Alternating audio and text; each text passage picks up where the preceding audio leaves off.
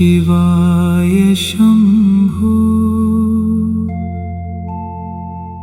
त्रिलोचन दयानिधे भक्तानां भयं देहि नीलकण्ठ नमोऽस्तुते।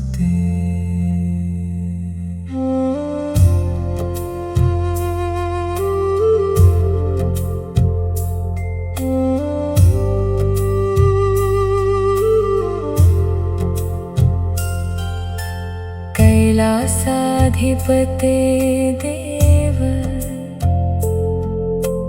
गंगाधर महेश्वर कृपां कुरु मयि नित्यं संसार भयनाशक।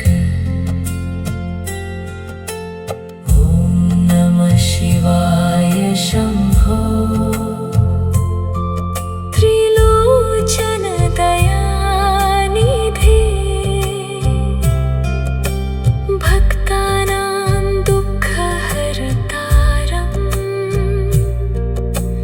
वन्दे त्वां परमेश्वरम्। नीलकण्ठ महादेव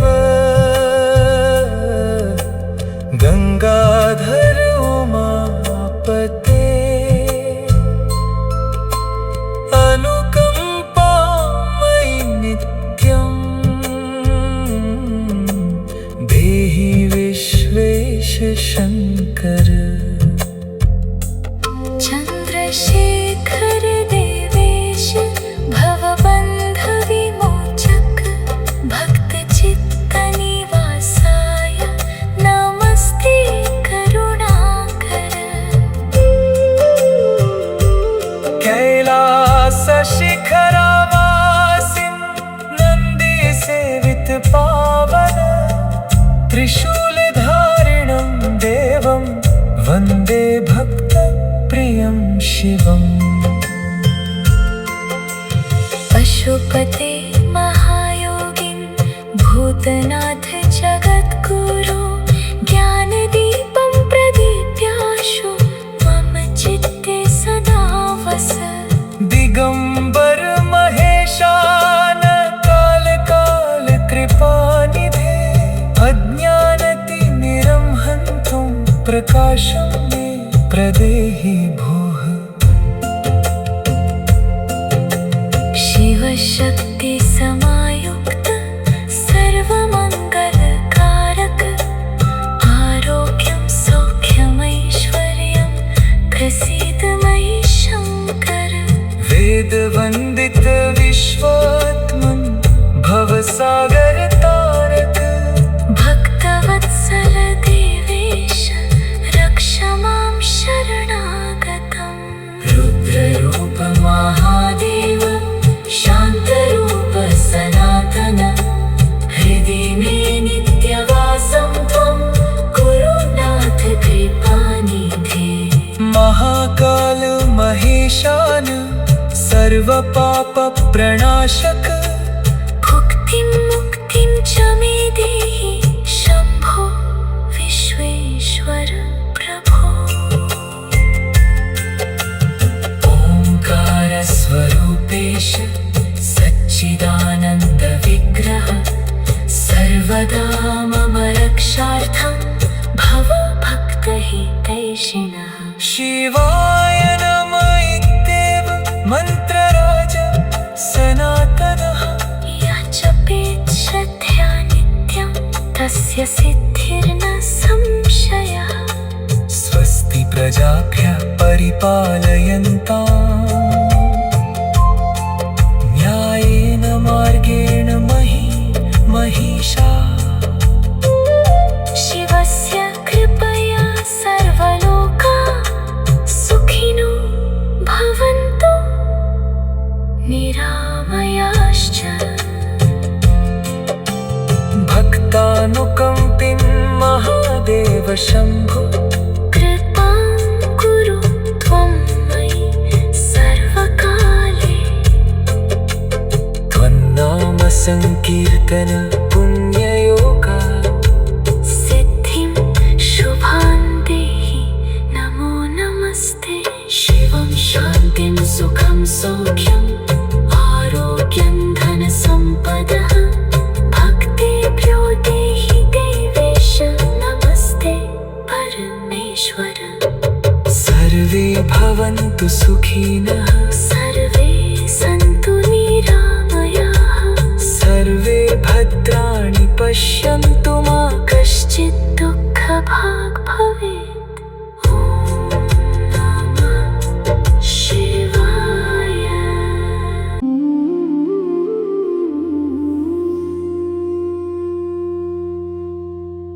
ॐ नमः शिवाय शम्भो त्रिलोचन दयानिधे भक्तानां भयं देहि नीलकण्ठ नमोऽस्तुते।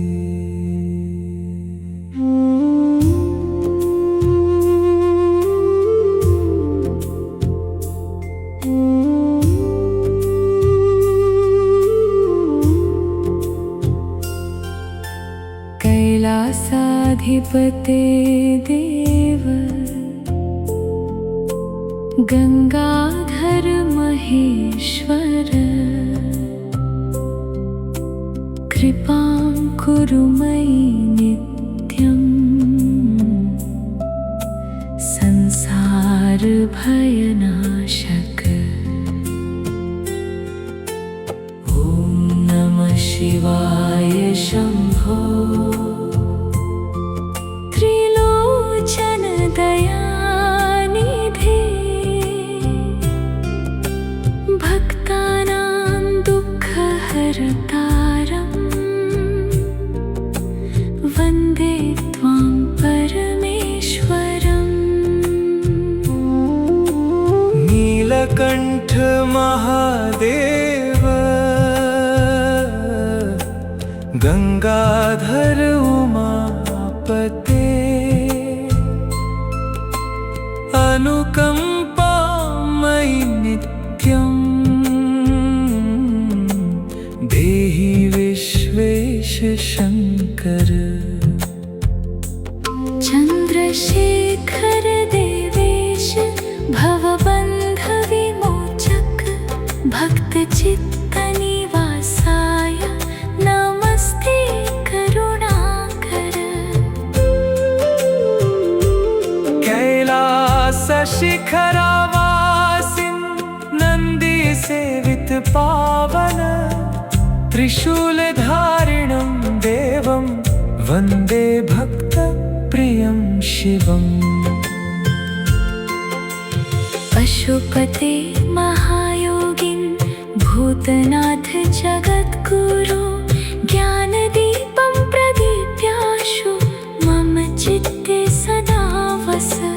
दिगंबर महेशान काल काल कृपानिधे अज्ञानतिमिरं हन्तुं प्रकाशं मे प्रदेहि भोः। शिवशक्ति समायुक्त सर्वमङ्गलकारक आरोग्यं सौख्यमैश्वर्यं प्रसीद मयि शङ्कर। वेदवन्दित विश्वात्मन् भवसागर तारक भक्तवत्सल देवेश रक्ष मां शरणागतम्। रुद्ररूप महादेव शान्तरूप सनातन हृदि मे नित्यवासं त्वं कुरु नाथ कृपानिधे।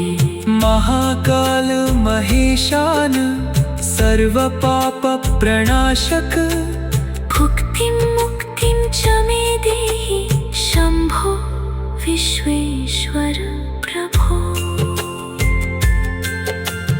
ओंकार स्वरूपेश सच्चिदानन्द विग्रह सर्वदा मम रक्षार्थं भवभक्तहितैषिणः शिवाय नम इत्येव मन्त्रराज सनातनः यः जपेत् श्रद्धया नित्यं तस्य सिद्धिर्न संशयः स्वस्ति प्रजाभ्यः परिपालयन्ताम् न्यायेन मार्गेण महिषा शिवस्य कृपया सर्वलोकाः सुखिनो भवन्तु निरामयाश्च भक्तानुकम्पिन् महादेव शम्भो कृपां कुरु त्वं मयि सर्वकाले त्वन्नाम संकीर्तन पुण्ययोगा सिद्धिं शुभां देहि नमो नमस्ते शिवं शान्तिं सुखं सौख्यम् आरोग्यं धनसम्पदः भक्तेभ्यो देहि देवेश नमस्ते परमेश्वर सर्वे भवन्तु सुखिनः सर्वे सन्तु निरामयाः सर्वे भद्राणि पश्यन्तु मा कश्चित् दुःखभाग् भवेत् ॐ नमः शिवाय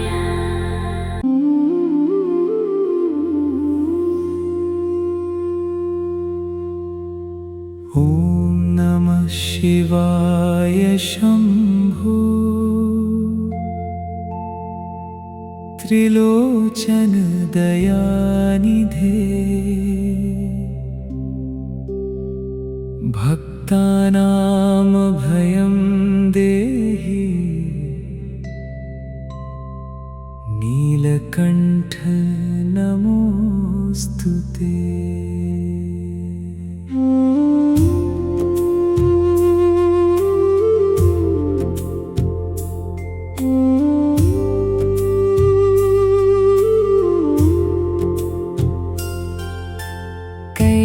कैलासाधिपते देव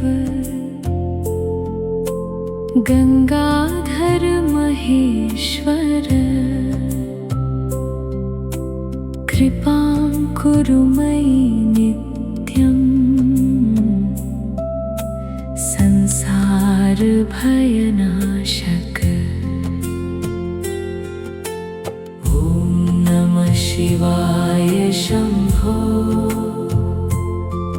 त्रिलोचन दयानिधे भक्तानां दुःखहरतारं वन्दे त्वां परमेश्वरम् नीलकण्ठ महादेव गंगाधर उमापते अनुकंपा मयि नित्यं देहि विश्वेश शंकर चन्द्रशेखर देवेश भवबन्ध विमोचक भक्तचित्तनिवासाय नमस्ते करुणाकर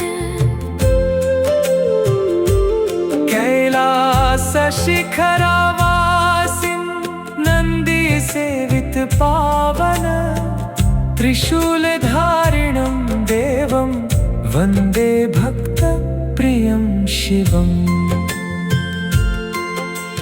पशुपते महायोगिन् भूतनाथ जगद्गुरु ज्ञानदीपं प्रदीप्याशु मम चित्ते सदा वस दिगंबर महेशान काल काल कृपानिधे अज्ञानतिमिरं हन्तुं प्रकाशं मे प्रदेहि भोः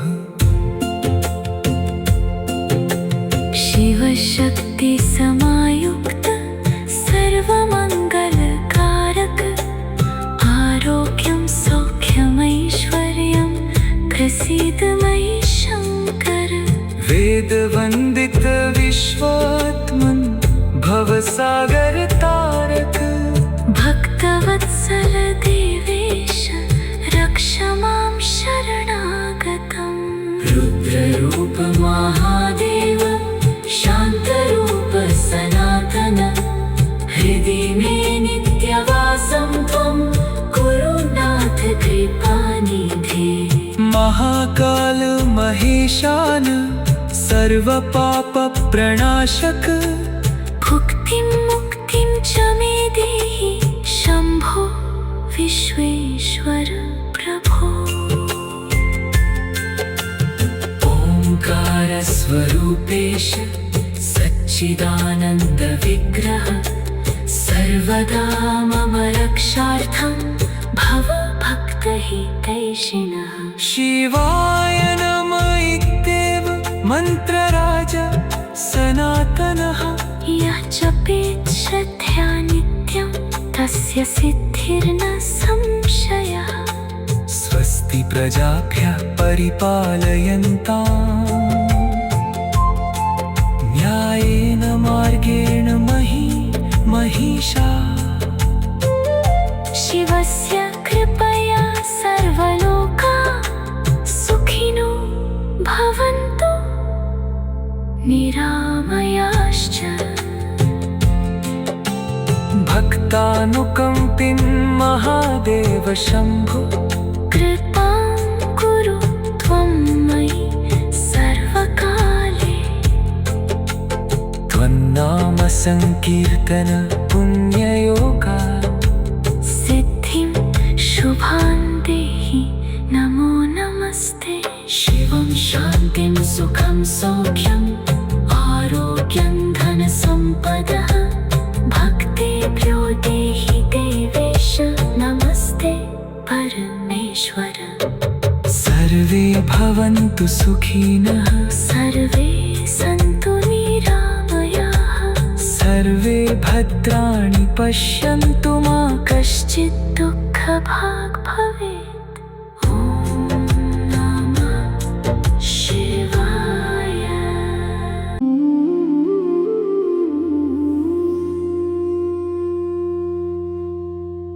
ॐ नमः शिवाय शम्भो त्रिलोचन दयानिधे भक्तानां भयं देहि नीलकण्ठ नमोऽस्तु ते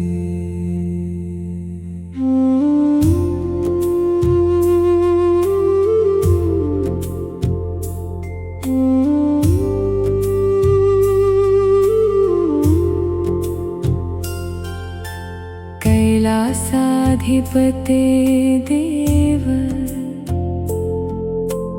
गंगाधर महेश्वर कृपां कुरु मयि नित्यं संसार भयनाशक ॐ नमः शिवाय शम्भो त्रिलोचन दयानिधे भक्तानां दुःखहरतारम् वन्दे त्वां परमेश्वरम् नीलकण्ठ महादेव गंगाधर उमापते अनुकंपा मयि नित्यं देहि विश्वेश शंकर चन्द्रशेखर देवेश भवबन्ध विमोचक भक्तचित्तनिवासाय नमस्ते करुणाकर कैलास शिखरावासिन् नन्दी सेवित पा त्रिशूलधारिणं देवं वन्दे भक्तप्रियं शिवम्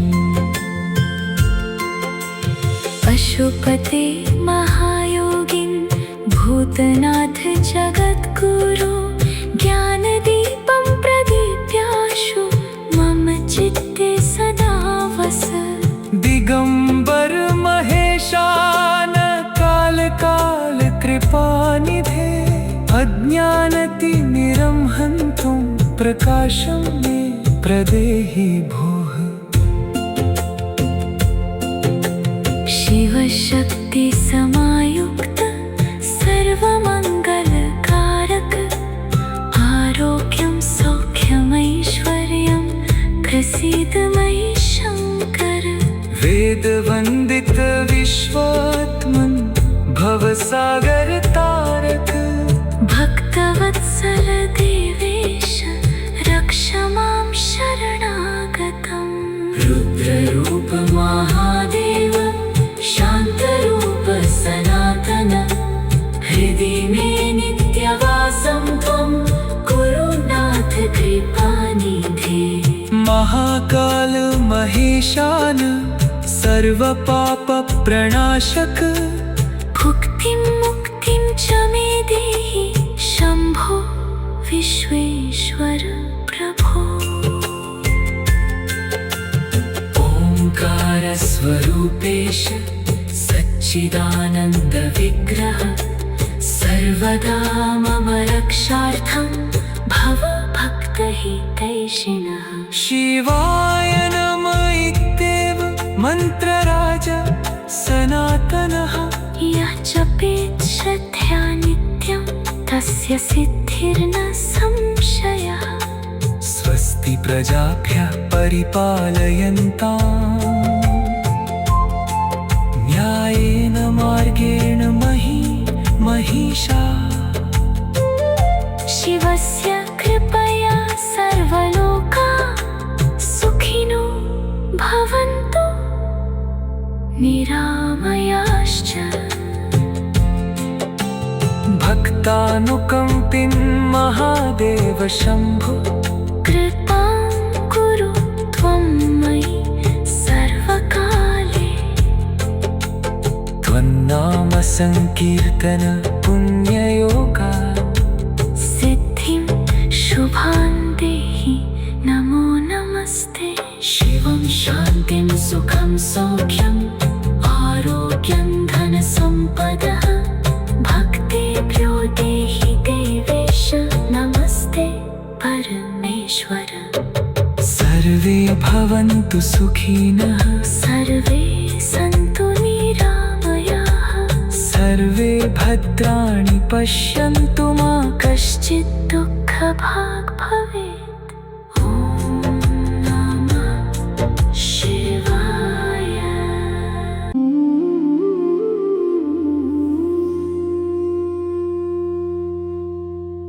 ॐ नमः शिवाय शम्भो त्रिलोचन दयानिधे भक्तानां भयं देहि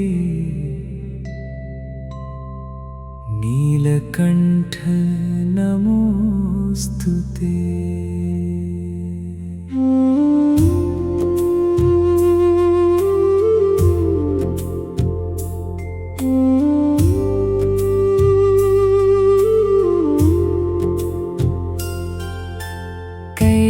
कैलासाधिपते देव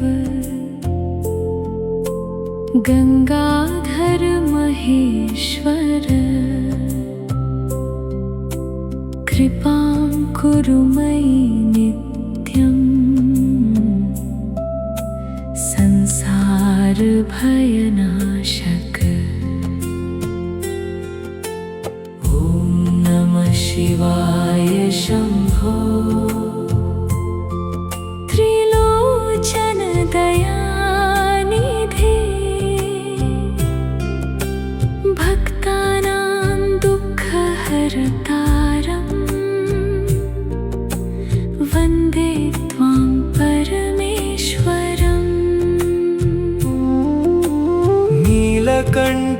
महादेव गंगाधर उमापते अनुकंपामयि नित्यं देहि विश्वेश शंकर चंद्रशेखर देवेश भवबंध विमोचक भक्त चित्त निवासाय नमस्ते करुणाकर कैलास शिखरावासिन नंदी सेवित पावन त्रिशूलधारिणं देवं वन्दे भक्त प्रियं शिवम् पशुपते महायोगिन भूतनाथ जगद्गुरु ज्ञानदीपं प्रदीप्याशु मम चित्ते सदा वस दिगंबर महेशान काल काल कृपानिधे अज्ञानतिमिरं हन्तुं प्रकाशं मे प्रदेहि भोः शिवशक्ति समायुक्त सर्वमंगलकारक आरोग्यं सौख्यमैश्वर्यं प्रसीद मयि शंकर वेदवन्दित विश्वात्मन् भवसागर तारक भक्तवत्सल देवेश रक्ष मां शरणागतम् रुद्ररूप महादेव शान्तरूप सनातन हृदि मे नित्यवासं त्वं कुरु नाथ कृपानिधे महाकाल महेशान सर्वपाप प्रणाशक भुक्तिं मुक्तिं च मे देहि शम्भो विश्वेश्वर प्रभो ओंकार स्वरूपेश सच्चिदानंद विग्रह सर्वदा मम रक्षार्थं भव भक्तहितैषिणः शिवाय नमः इत्येव मन्त्रराज सनातनः यः जपेत् श्रद्धया नित्यं तस्य सिद्धिर्न संशयः स्वस्ति प्रजाभ्यः परिपालयन्ताम्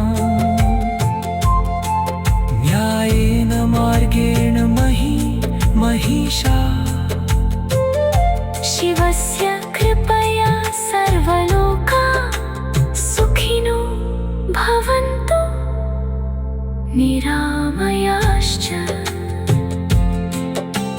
भक्तानुकम्पिन् महादेव शम्भो कृपां कुरु त्वं मयि सर्वकाले त्वन्नाम संकीर्तन पुण्ययोगा सिद्धिं शुभां देहि नमो नमस्ते शिवं शान्तिं सुखं सौख्यम् आरोग्यं धनसम्पदः भक्तेभ्यो देहि देवेश नमस्ते परमेश्वर सर्वे भवन्तु सुखिनः सर्वे सन्तु निरामयाः सर्वे भद्राणि पश्यन्तु मा कश्चित् दुःखभाग्